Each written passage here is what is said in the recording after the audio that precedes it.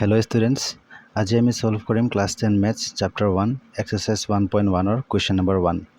Question number 1 or পৰা 4 লৈকে আমি already ইয়াৰ আগৰ ভিডিঅ'ত solve কৰিলো। এই ভিডিঅ'ত আমি solve কৰিম 5 ৰ পৰা 8 ৰ লৈকে। এতিয়া 5 নম্বৰ কোৱেশ্যনত আমাক কি দিয়া আছে 405 and 2520। এতিয়া ইয়াৰ মাজত ডাঙৰ নম্বৰ কোনটো হয় 2520। সো আমি ইয়াক লিখি লম 2520 greater than 405. এতিয়া by Euclid's division algorithm, এতিয়া Euclid's division algorithm কি আসলে a equal bq plus r। এতিয়া ফার্স্ট স্টেপত আমি কি কৰিম যেটো আমাৰ ডাঙৰ নাম্বাৰ আছে তাক সৰু নাম্বাৰে দি ডিভাইড কৰি দিম 2520 divide by 405। এতিয়া 405 ক আমি 6 টাইমস মান দি চাও 5 6 30 6 4 24। এতিয়া 405 into 6 কৰিলে কিমান আহে 2430। সো 405 into 6 কৰিলে কিমান হ'ব 2430। 0 minus 0 0 12 minus 3 9। এতিয়া ইয়াত আমাৰ ডিভিডেন্ড কি আছে 2520। সো ডিভিডেন্ডত আমি লিখিম 2520। ডিভাইজাৰ কিমান আছে 405। কোৱেশ্চন কিমান আছে 6। সৰি ৰিমাইন্ডাৰ কিমান আছে 90। এটা নেক্সট স্টেপত আমি কি কৰিম ইয়াৰ যেটো ডিভাইজাৰ আছে তাক আমি ৰিমাইন্ডাৰ দি ডিভাইড কৰি দিম 405 divide by 90। 90 into 4 times 1 di saw 400 4936 360। so 90 into 4 korle kiman hobo 360। 5 minus 0 5 10 minus 6 4। eta yat amar dividend kiman ase 45। so dividend of place ami likhim 405 divisor kiman ase 90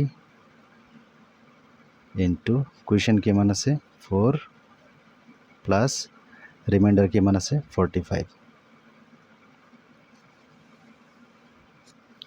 এটা নেক্সট স্টেপত আমি কি কৰিম ইয়াৰ যেটো ডিভাইজাৰ আছে 90 ইয়াক আমি ডিভাইড কৰি দিম 45 এ দি 90 divide 45। এটা 45 into 2 times কৰিলে কিমান হ'ব 90। so 90 minus 90 0। এটা ইয়াত আমাৰ ডিভিডেন্ড কিমান হ'ব 90। ডিভাইজাৰ কিমান আছে 45।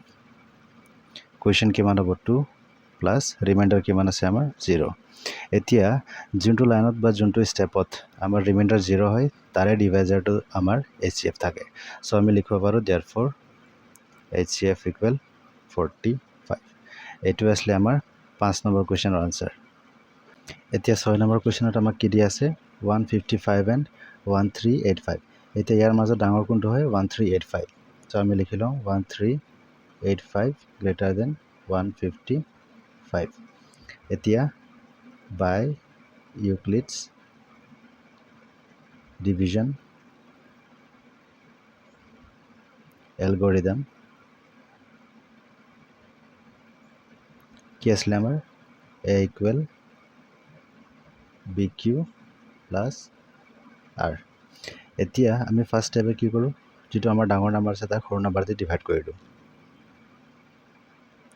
1385 divide by 155। এতিয়া 155 ক আমি 8 টাইমস মান দি চাও 155 into 8 5 8 ja 40 5 8 ja 40 plus 4 44 8 5 ja 8 9 10 11 12 1240। so 155 into 8 কৰিলে কিমান হ'ব 1240। এতিয়া 5 minus 0 5 8 minus 4 4 13 minus 12 1। এতিয়া ইয়াত আমাৰ ডিভিডেন্ড কিমান আছে 1385। ডিভাইজাৰ আছে 155। কোৱেশ্চন আছে 8 প্লাস ৰিমাইন্ডাৰ আছে 145। এটা নেক্সট স্টেপত আমি কি কৰিম যেটো আমাৰ ডিভাইজাৰ আছে ইয়াক আমি ৰিমাইন্ডাৰ দি ডিভাইড কৰি দিম 155 into divide by 145। 5. So 145 into 1 কৰিলে 145. 5 minus 5 0. 15 minus 14 10. এতিয়া ইয়াত আমাৰ ডিভিডেণ্ড কিমান আছে 155 ইকুৱেল ডিভাইজাৰ আছে 145 ইনটু কুৱেশ্যন আছে 1 প্লাছ ৰিমাইণ্ডাৰ আছে 10. এতিয়া আকৌ নেক্সট ষ্টেপত আমি কি কৰিম এই ডিভাইজাৰক ৰিমাইণ্ডাৰেদি ডিভাইড কৰি দিম 145 divided by 10. The 10 into 14 কৰিলে 140. 5 minus 0 5. 14 minus 14 0. So এতিয়া ইয়াত আমাৰ ডিভিডেণ্ড কিমান আছে 145 ডিভাইজাৰ আছে 10 কুৱেশ্যন আছে 14 প্লাছ ৰিমাইণ্ডাৰ আছে 5. এতিয়া আকৌ আমি কি কৰিম 10ক 5ৰে ডিভাইড কৰি দিম 5 into 2 কৰিলে 10 ৰিমাইণ্ডাৰ 0. ইয়াৰ ডিভিডেণ্ড কিমান আছে 10 ডিভাইজাৰ 5 into কুৱেশ্যন আছে 2 প্লাছ ৰিমাইণ্ডাৰ আহিছে 0. এতিয়া ইয়াৰ HCF কিমান হ'ব 5. চ' আমি লিখিব পাৰোঁ therefore HCF equal 5. এইটোৱে হৈ গ'ল আমাৰ 6 নম্বৰ কুৱেশ্যনৰ আনচাৰ. এতিয়া 7 নম্বৰক আমাক দিয়া আছে 384 and 1296.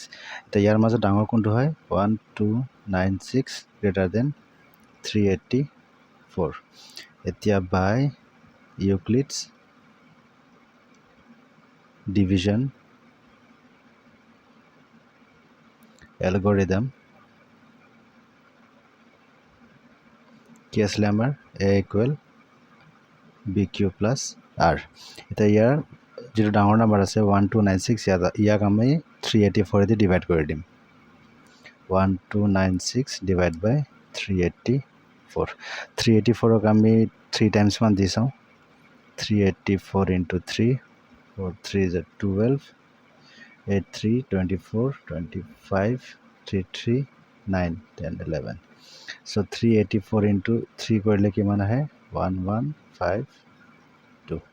6 minus 2 4 9 minus 5 4 12 minus 11 1. So আমি ৰিমাইণ্ডাৰ কিমান পালোঁ 144. So ইয়াত আমাৰ ডিভিডেণ্ড কিমান আছে 1296 ডিভাইজাৰ আছে 384 ইনটু কুৱেশ্যন আছে 3 প্লাছ ৰিমাইণ্ডাৰ আছে 144. এতিয়া নেক্সট ষ্টেপত আমি কি কৰিম যিটো আমাৰ ডিভাইজাৰ আছে ইয়াক আমি 144 দি ডিভাইড কৰি দিম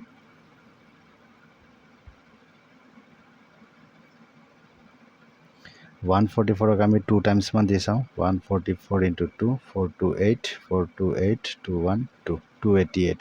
So 144 into 2 কৰিলে কিমান হ'ব 288. The 14 minus 8 6 17 minus 8 17 17 minus 8 9 2 minus 2 0. So ইয়াত আমাৰ ডিভাইজাৰ কিমান আছে 384 ডিভিডেণ্ড আছে 144 কুৱেশ্যন আছে 2 প্লাছ ৰিমাইণ্ডাৰ আছে 96. তো নেক্সট আমি কি কৰিম 144ক 96 এৰে ডিভাইড কৰি দিম তো 96 into 1 কৰিলে হ'ব 96. 14 minus 6 কৰিলে 8 13 minus 9 4 48. So ইয়াত আমাৰ ডিভিডেণ্ড কিমান আছে 144 ডিভাইজাৰ আছে 96 কুৱেশ্যন আছে 1 প্লাছ ৰিমাইণ্ডাৰ আছে 48. দ্য নেক্সট আমি আকৌ কি কৰিম 96ক 48 এৰে ডিভাইড কৰি দিম এতিয়া 48 into 2 কৰিলে কিমান হ'ব 96 96 minus 96 0. ইয়াৰ ডিভিডেণ্ড কিমান আছে 96 ডিভাইজাৰ আছে 48 ইনটু কুৱেশ্যন হ'ব 2 প্লাছ ৰিমাইণ্ডাৰ আছে 0. So finally ৰিমাইণ্ডাৰ 0 হ'ল. So এতিয়া HCF কি হ'ব 48. So therefore HCF equal 48. এইটো আছিলে আমাৰ 7 নম্বৰ কুৱেশ্যনৰ আনচাৰ. এতিয়া 8 নম্বৰ কুৱেশ্যনত আমাক দিয়া আছে 1848 and 405. So ইয়াৰ মাজত ডাঙৰ কোনটো হয় 4058. So আমি লিখি লওঁ 4058 greater than 1848. So আমি লিখি লওঁ by Euclid's division অ্যালগরিদম কি আসলে আমার a equal bq plus r এতে আমি কি করি 4058 ক 1848 দিয়ে ডিভাইড করে দিই 1848 এতিয়া 1848 ক আমি 2 টাইমস মান দি চাওঁ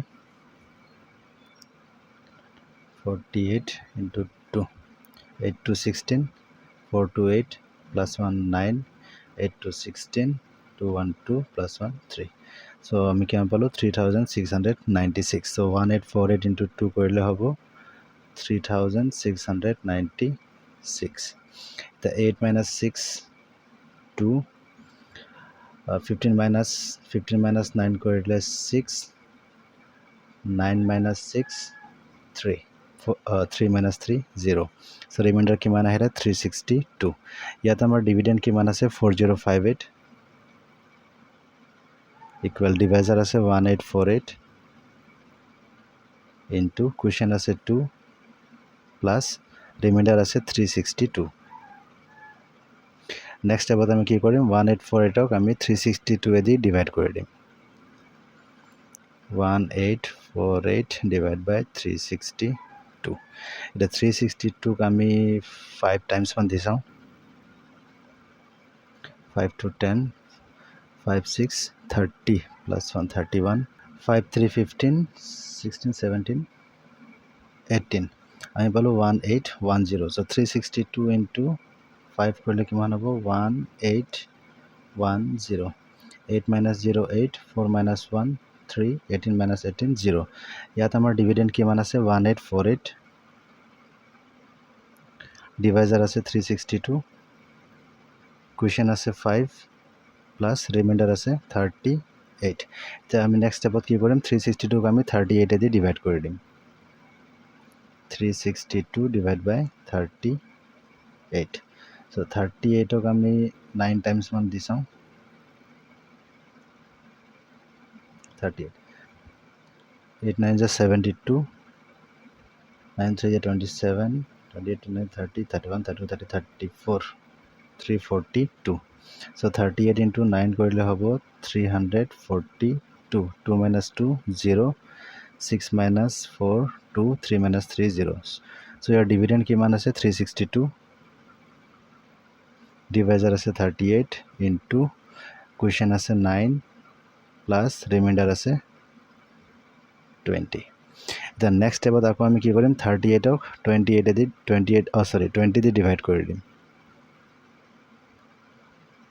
20 into 1 কৰিলে 20 8 minus 0 8 3 minus 2 1 ডিভিডেন্ড কিমান আছে 38 ডিভাইজাৰ আছে 20 কোৱেশ্চন আছে 1 প্লাস ৰিমাইন্ডাৰ আছে 18 এটা আমি আকৌ কি কৰিম 20 ক 18 দি ডিভাইড কৰি দিম 18 into 1 কৰিলে 18 20 minus 18 2 ডিভিডেন্ড কিমান আছে 20 ডিভাইজাৰ আছে 18 কোৱেশ্চন আছে 1 প্লাস ৰিমাইন্ডাৰ আছে 2 এটা আকৌ আমি কি কৰিম 18 ক 2 দি ডিভাইড কৰি দিম 18 2 2 into 9 কৰিলে 18 ইয়াত ৰিমাইন্ডাৰ 18 minus 18 0 so ইয়াত ডিভিডেন্ড কিমান আছে 18 ডিভাইজাৰ আছে 2 into কোৱেশ্চন আছে 9 plus reminder 0 so finally remainder ইয়াত 0 আহিলে so ইয়াৰ ডিভাইজাৰটো কি হ'ব আমাৰ HCF so আমি লিখিব পাৰো therefore HCF equal to এটোৱে হৈ গ'ল আমাৰ 8 নম্বৰ কোৱেশ্চনৰ আনসাৰ এই ভিডিওটোত আমি কোৱেশ্চন নম্বৰ 1 ৰ গোটেইকেইটা প্ৰবলেমছ সলভ কৰি কমপ্লিট কৰিলো এতিয়া কোৱেশ্চন নম্বৰ 2 পৰা আমি নেক্সট ভিডিওত সলভ কৰিম